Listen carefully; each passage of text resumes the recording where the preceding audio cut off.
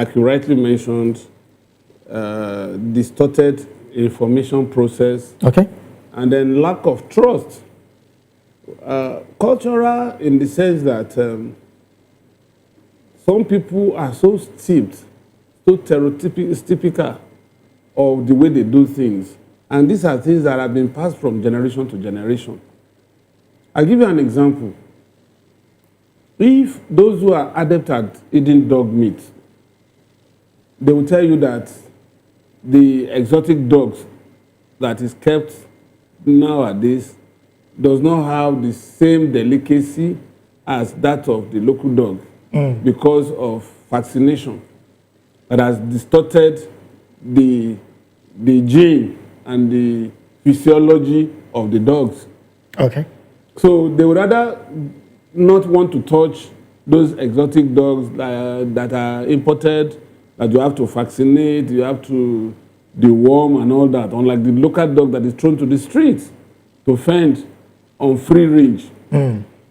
So the cattle rearers have their own native way of taking care of these cattle.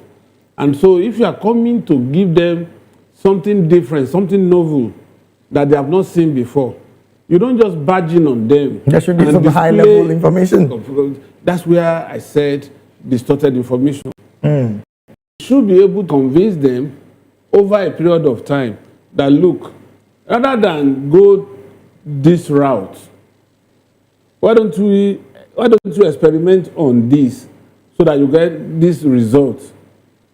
Okay. Some people consider certain things that we call vaccination as haram. Yeah, any animal that is vaccinated cannot be good for consumption in their environment. Then, if in the course of vaccinating these animals, there is a kind of a recorded casualty, even when it is not established that the vaccine led to such casualties, the assumption is they have come to kill our cattle. So subsequent introduction of such vaccine will be met with resistance. Now, looking at the fact that the government has suspended cattle markets and set up a quarantine checkpoint to contain the disease, some have said that on one hand, critics have said that on one hand, the government seems to be benefiting from the black market trade that is being introduced afterwards, because as it stands, meat and milk, the prices have gone up as a result of this suspension. Do you think, as it stands now, the government can do more on the part of communication, even to the people and not just the farmers now, to quell this level of information gap that is spreading all across the country? Because this is becoming one too many in Uganda. You see, it is very, very apt to say that you actually need not just one-off engagement. You need consistent and persistent engagement with these farmers. Okay. These livestock farmers, for them to see reasons. And of course, where is the benefit coming to the government more than what it used to be? It's a private enterprise that you buy and sell privately. It's not as if it is government of Uganda that is raising these cattle. Right. So the idea of making maximum profit from there cannot be sustained. So there's no way you want to sustain that. Government is making more money.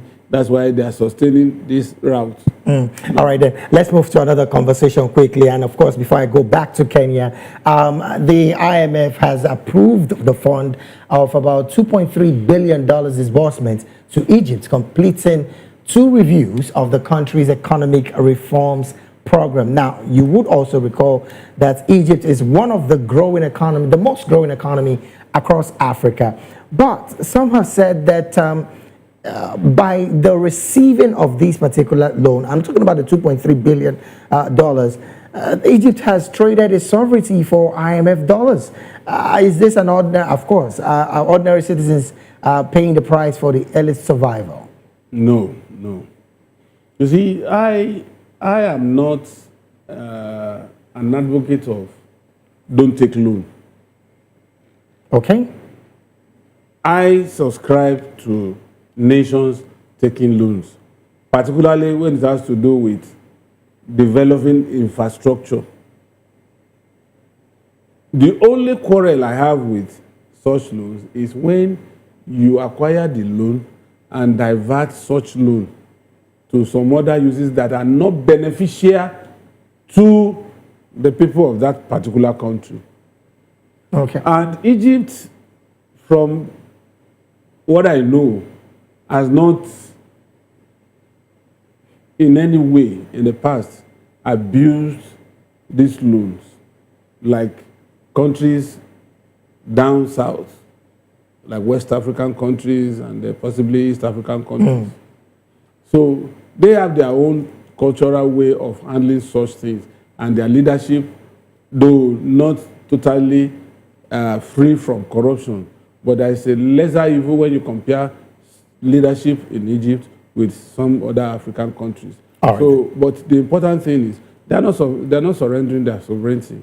On any part. How much is $2.8 billion compared to the economy of Egypt? All right, then. Let me take this conversation back to Kenya, where Comrade Nicholas is still joining the conversation. Well, some have said that the part of, my analyst here in Nigeria has just said that the part of taking in loan is not a problem, but the usage of that loan is on another level. Interestingly, ordinary Egyptians right now, as we speak, and of course, stories getting into our newsroom, is clearly telling us that Egyptians are facing a high rise in food and fuel prices, questioning whether IMF programs serve the people or international creditors. What do you make of this approval of the $2.3 billion loan on the part of IMF to the Egyptian government? I always get worried when I hear about IMF and World Bank dealing with a country. There's a lot of questions on how IMF handles issues in countries, because we've seen a lot of IMF interventions, and countries have not really moved the way they should. There's a lot of issues. We have had situations like the SAPs that we had in the 90s. Loans have become a problem, and there's a way that Africa must deal with it. I think our President William Ruto was one of the people who pushed for accountability, a different way of doing structures of finance internationally, because you find that Africans seem to be paying more as opposed to other countries. You find that these loans end up becoming like a debt. It's a capture that you end up with. So there's credence and in you're what talking people on are the part saying. of the interest of these loans. Yeah, there's a lot of serious interest that you end up paying so much interest, and you end up in a situation where you seem not to be able to pay these loans out, and you end up even losing some of your assets. That these have happened. So there is a lot of fear, and people have genuine fear on this on loans.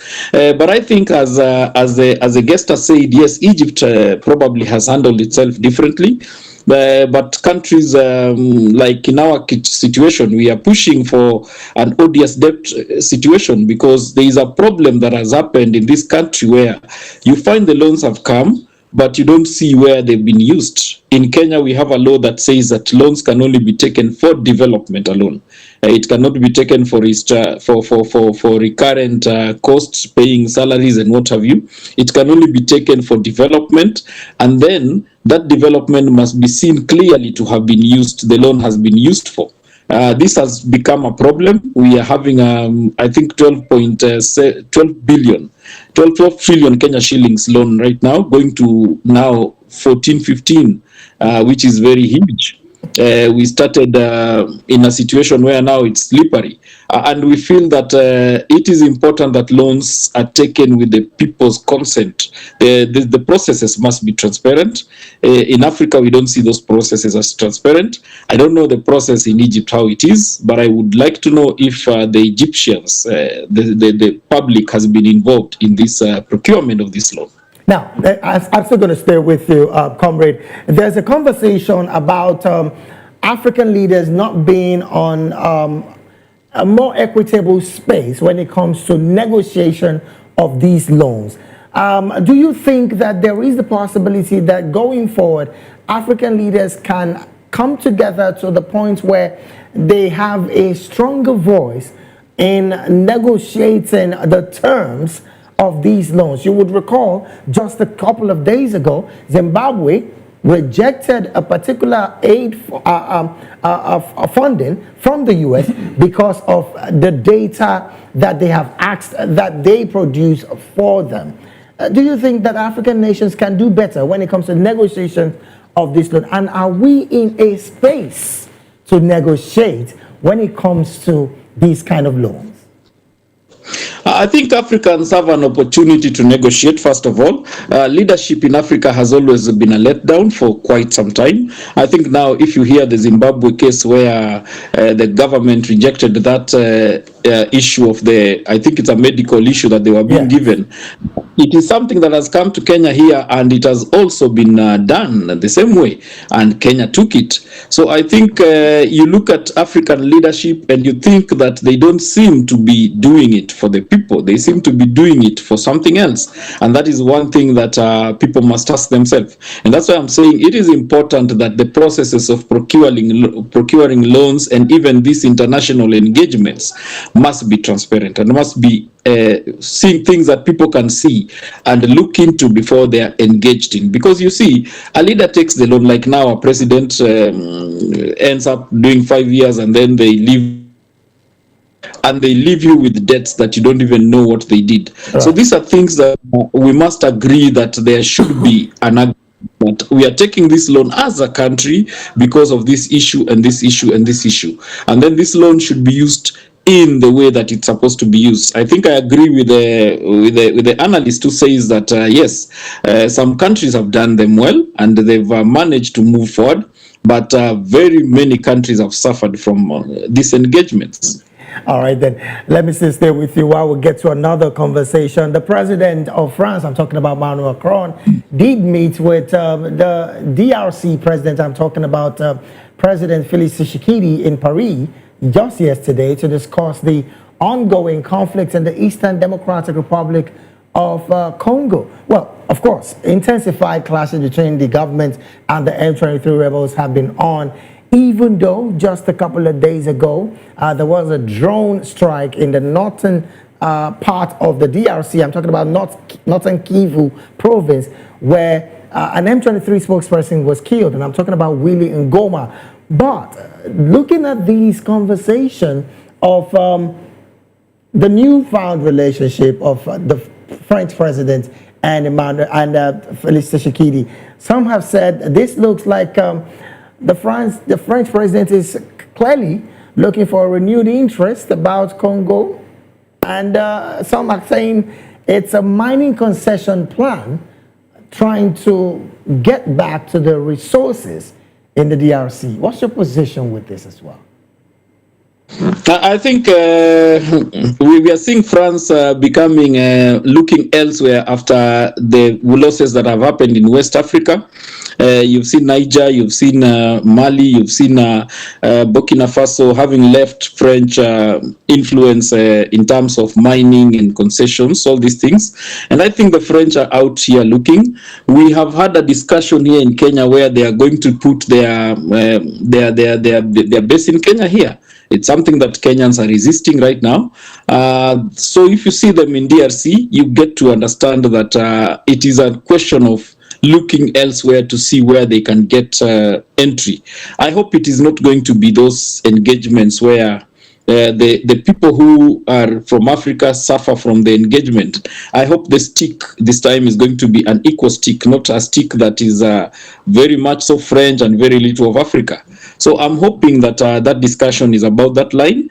But the other problem that happens is that they can assure President Tshisekedi that he may win this war because the French are going to support, and then that's where our people are captured. I hope that he doesn't do this just because of his own winning the war, and that's the only thing that he looks at. I really hope that he considers the people's interest, and as we have said, interest about the people who are not even born yet. It is a matter that look beyond just the current generation. You should see it and think that if I leave this country and in another 20, 50, 70, 100 years, how it is going to be with these engagements. I hope that is a consideration when these discussions are going on. All right, then let me bring this conversation back to the studio here. Mr. Fanimo, as it stands, this brokering of peace between the M23 rebel and the government of the DRC is one that is becoming a bit questioning, because you would recall the UAE also started this brokering of peace that involved Washington and of course Donald Trump getting involved in the end. Some have said that this is more like a historical exploitation of African resources, more like a neo-colonial influence that is coming into play with these relationships on the part of Emmanuel Macron and the DRC president. What's your position with this story? You see, the influence and the intervention of the French government may not really make much impact in all of this. I would rather say that over the years, the influence of the West in the DRC conflict is not as much as the influence of neighboring contiguous nations. Okay. Like the Rwandans. Yes, the involvement of like Rwanda the in all. Burundis. And so if you are going to do any kind of intervention towards bringing peace back to DRC, you are going to factor Rwanda, the Rwanda government. You are going to factor the Burundi, as much as you are going to factor the Rwandan government. The only problem Burundi has is they want to have a pushback so that the influx of refugees that have been displaced From the DRC. will not overwhelm Burundi, which is a small country. But Okay. the optics we get is that the Rwanda government is probably hand in glove with the rebels, because the Which takeoff again they've point. denied anyways. Which again they've denied. Well, they can deny, But and still of course coming you to a expect- peace talk. You should expect them to deny. But what I'm saying is that if the French government is going to intervene, those are the factors they have to take into consideration. And I don't think French government has so much influence on these two countries in the final analysis. I think that those who also have economic interest in DRC Yes. should also be involved. The Chinese are there. Because all of this still boils down to the scrabble for the Natural resources of that country. So if you are begging fighters not to fight, and you are not reining in the investors who use the DRC resources to fight Congolese within their soil, using their own local people to fight each other. Now, Unless you have to find a way of bringing them to terms that look beyond what benefits as resources of this country. Don't forget humanity. Don't forget that someday these people also want to live, also want to survive, also wants to benefit maximally from the resources that God has given to them. So, yes. so it's not just the French coming to say, don't. It's not like when you have two kids fighting and you try to stop them. You can't stop them for the whole day. They will go after that space to regroup somewhere to continue the fight. Now, I'm still going to hold you at this. Looking at, let's talk about the institutional difference in all of this. There is the African Union that is supposed to be the final arbiter when it comes to situations like this across Africa. What do you make of the position of African Union not finding a lasting solution between the situation in the DRC and the M23 rebels, of course, as fingering the Rwandan government in all of this? The question you just raised, let me get it clearly. Looking at the institutional difference now, AU, yeah, having to be the umbrella body that is supposed to not only harness and, of course, bring together the nations of Africa, not having a solution to these kind of situations. It's been coming. It's been on for a while. And that we're talking of the DRC. There's that of the RSF and Sudan. Yeah. Now, what do you make of the strength of the AU not finding a solution to African problems? You see, AU has, in some ways, been more, playing the advisory role more than reining in rebels against government and mediating. And that is why when issues came up in West Africa, ECOWAS, that some military officers took over government and exercised themselves from ECOWAS and had Sahel.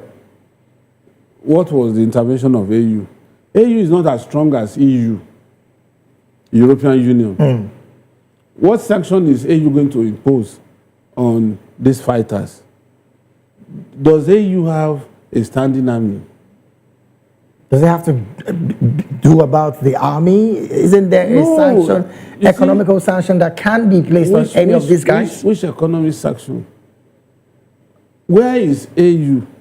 AU is just floating in the air. What has been their intervention in the past?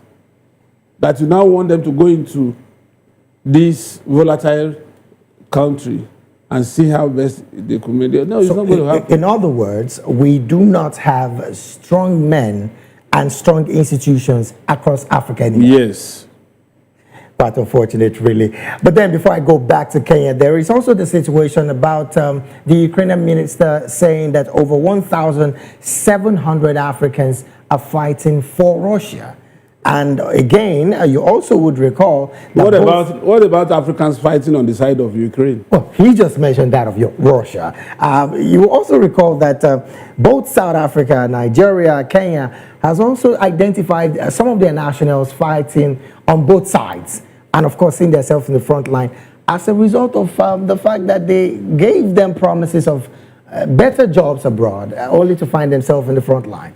What do you make of this story? Some have said this is a failure on the part of African leaders not getting her economy right that is making her young people leave the shores and, of course, the continent for these kind of fights in Russia and Ukraine.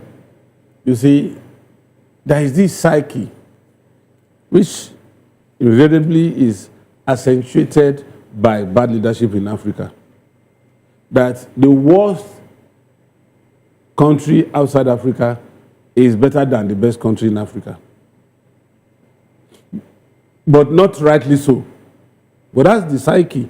And so, people tend to believe that, is it not even good for me to go out there and take risk? If I succeed, I succeed. If I perish, I perish. And that's why some soldiers are even dropping their guns in Africa to join Ukraine and Russia. In other words, the grass is not green on the other side. It's not greener. It's not greener. But unfortunately, you would have landed on the other side before you realize that the other side is hotter than where you are coming from. All right, then, because and of there's our no time, really. retreat, no surrender. All right, because of our time, really, let me take it back to Comrade. Comrade, quickly, same conversation. Looking at these developments, what do you think can be done to manage? Oh, I understand that Comrade Nicholas Oyor is out of this conversation. Well, this is where we have to draw anchor on analysis segment of the African News. I want to say a big thank you to Mr. Dele Fanimo, seasoned reporter right here in Nigeria, and also public and political affairs analyst and commentator. Thank you so very much for being here. It's my pleasure. Also, big thank you to Comrade Nicholas Oyor, Secretary General, Free Kenya.